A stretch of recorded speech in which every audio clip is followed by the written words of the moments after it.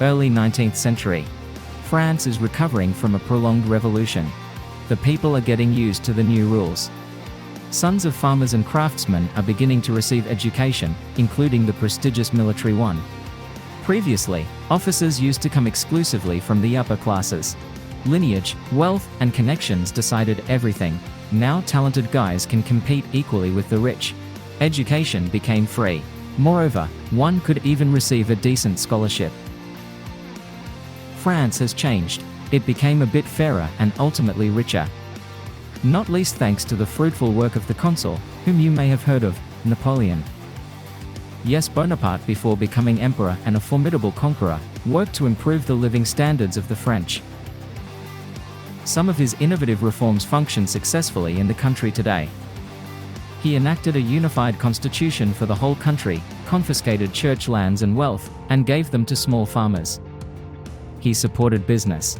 He implemented financial reforms, secured the idea of private property, and above all eliminated what we now know as nepotism and corruption.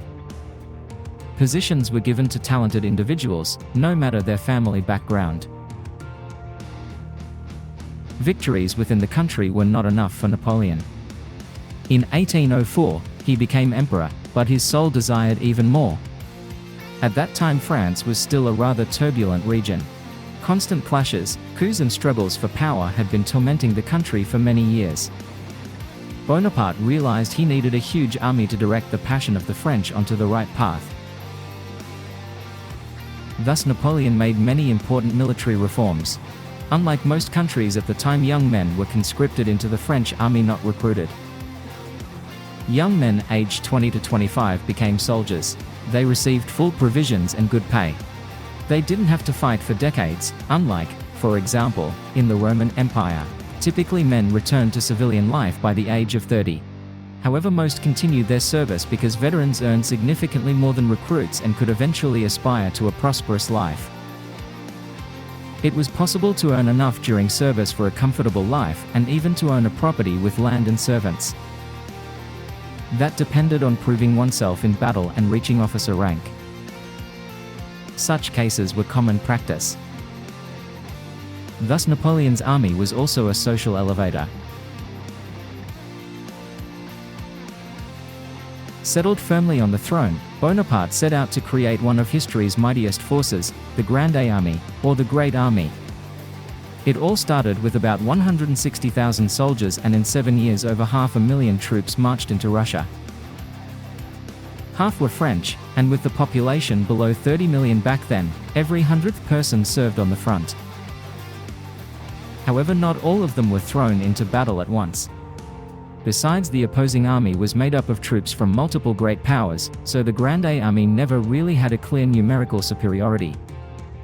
Bonaparte is credited with saying, "War must feed war," and having gathered a massive army, it was hard not to aim at conquering Europe. This is what Napoleon did. A whole coalition formed to stop him: the British, Austrians, Swedes, parts of the German states, and the Russians. France did not face this unfriendly meeting alone, but came with allies. About half of the Grande Army were French, while the rest were allies who eagerly joined such a powerful force. The reputation of the French army worked in its favor. Napoleon eagerly utilized the massive size of his army. He easily divided it into several parts, which still remained quite large. This strategy secured Napoleon's most famous victory, at the Battle of Austerlitz. After taking Vienna in 1805, the bulk of the army remained in the Austrian capital. The rest of the forces took a commanding position under 200 kilometers from the city, facing an 85,000-strong allied Russian-Austrian army. Napoleon's forces numbered just over 70,000, with only half the artillery of the opposing army.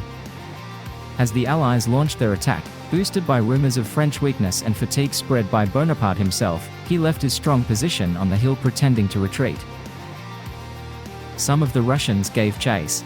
They failed to see that the French army divided into two groups. As a comparatively small group fought the enemy, most of the troops drove back the worn-out Allies. The troops of Alexander I ended up encircled. In panic, thousands of Russians ran across the frozen water and were shelled by artillery. The All-Russian Emperor himself barely escaped capture, and according to legend, after a long flight, dismounted his horse, sat down under a tree and wept. This is how most of continental Europe came under French control. Bonaparte's victories were beautiful in every sense of the word. It wouldn't be the French if they didn't go into combat dressed with elegance. The army camps were relatively clean, toilets were installed, and soldiers carefully maintained hygiene and the cleanliness of their splendid uniforms. The blue and white uniforms became very recognizable. In these it's no shame to attend a party or a ball. Soldiers' hats were both decorative and functional.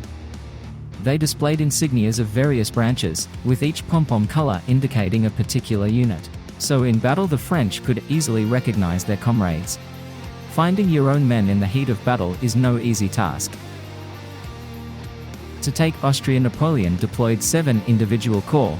Almost all consisted of several infantry divisions and 1 cavalry, and about 20,000 reserve cavalry. Let's not forget the elite French unit, the Guards. At the peak of the war the army's numbers exceeded 300,000 soldiers. About half of the officers were former privates who proved themselves in battle. Infantrymen held muskets fitted with bayonets. Its effective range was about 100 paces. The lethal range was 3 times greater. Reloading took time and felt like a ritual in itself. The standard for a French infantryman was 4 shots per minute. Every soldier was equipped to fire up to 60 volleys. Moreover, some units of the French army used rifles, among the first rifled firearms in Europe. They had 3 times the range of smoothbore muskets and were significantly more accurate. But a soldier could fire only once per minute. Rifles didn't have bayonets, so those soldiers were rarely involved in hand-to-hand fighting. The artillery of the Grande Army was the best on the continent. The artillery could hit targets 1.5 kilometers away and sustain a firing rate of 2 to 3 rounds per minute. Howitzers could fire nearly 2.5 kilometers. They could fire standard cannonballs, grapeshot, or explosive rounds, whatever it took to create havoc on the ground. During the legendary Battle of Austerlitz, where Napoleon defeated the Third Coalition, he had 139 artillery pieces, half as many as the enemy, but this didn't prevent his victory. A giant, powerful, well-armed and trained army. The Grande Army fully justified its name. Together with their allies, the French steadily took over lands in modern Austria, Germany, parts of Benelux, Italy, Spain, and Poland, beating the continent's most powerful armies one by one. Napoleon became the main monarch of Europe. Bonaparte simply conquered any rebellious territories, such as Portugal. No subtle diplomatic maneuvers, just brutal force. Admittedly, he didn't particularly spare his own soldiers either. There were enough victims. During the Austrian campaign alone, the Grande Army lost or disabled over 30,000 of its soldiers. The medical care of the time couldn't handle the severe injuries caused by firearms. The most they could do was amputate injured limbs. And that was still the better option. At a terrible price, Napoleon brought Europe to its knees. But this could not last long. More and more hot spots appeared in Napoleon's vast possessions. The Spaniards resisted the most. They were not satisfied with the presence of rather cruel French soldiers. Partisan attacks persisted. Napoleon sent his army there. As he crushed the poorly organized uprisings, British forces landed on the continent. The French hurried to strike, just as the Austrians made a move to retaliate. Bonaparte had to ask for support from Russia, but they refused. No one helped Austria either, so Napoleon put down that uprising.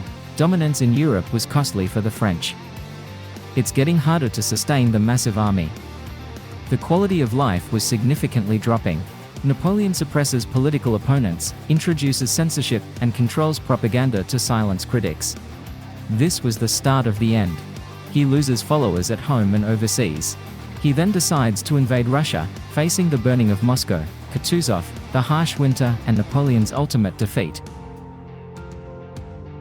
In the end, the Allied forces of Britain, Russia, Prussia, Austria, and Sweden defeated the remnants of the Grand Army. Its control over Europe was absolute, but brief. With a short break for peace, the Grande Army lasted just 8 years.